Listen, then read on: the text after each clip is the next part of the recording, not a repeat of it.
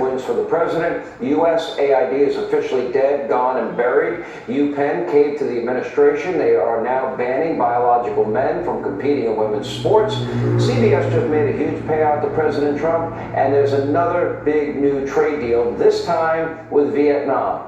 And prices are stable, inflation is low. By the way, Waffle House, they even dropped their egg surcharge. And by the way, I love Waffle House. I like eggs over medium to medium well, scattered and extra smothered, and occasionally the T-bone steak is awesome. I love Waffle House. Anyway, the cost of gasoline ahead of the 4th of July weekend hasn't been this low since 2021. What happened in 21? Biden was inaugurated. Here with more, the host of My View, right here on the Fox News channel, Lara Trump, is with us. All right, before I get going, I hate this. This is now round 3. The third time your name is floated to be a U.S. Senator.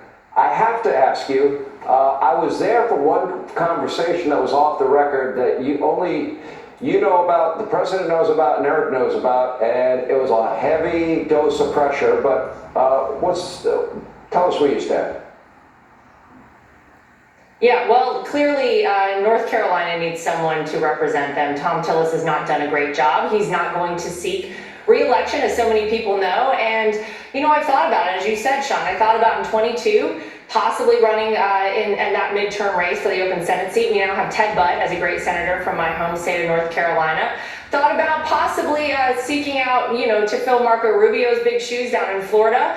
But the timing wasn't right for that. And look, this is new. It's all very fresh. This all happened over the weekend. So there's a lot to process, and there's a lot that would go into this decision. What I can tell you is I have seen how service can impact so many people's lives. I look at my father-in-law as the greatest example of that. And it's a bigger conversation for our entire family to have. And we're not quite there yet. So it's all very fresh and new. But I would love, if I ever have the opportunity to represent the people of my home state in North Carolina, it would be a great honor of mine.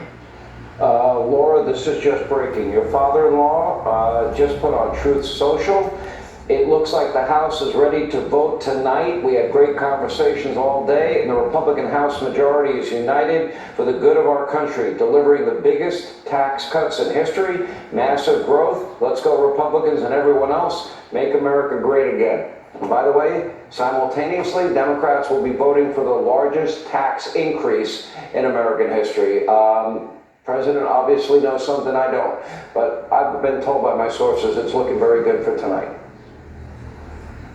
Yeah, well, and this is what real leadership will get you, Sean. And we're talking about a leader in President Trump who was never going to conform to how people told him he should be as president. How many times did we see people say, this is how you have to act as president of the United States? He's done it his way. I think this bill is evidence of that. I mean, look at the way he's rallied the troops. The Republican Party has not been this united, I mean, really in my lifetime that I can remember. This is really incredible stuff. I hope we have some good news on this bill. But overall, leading into this segment, you're talking about great news. You're talking about low gas prices. You're talking about the price of eggs dropping. I mean, everybody was freaking out about that about 6 months ago or so. By the way, I like mine soft scrambled. I hear you're over easy. But that's what this will get you. It took a different type of leadership and doing it his way. I don't even know what that means. I like a well done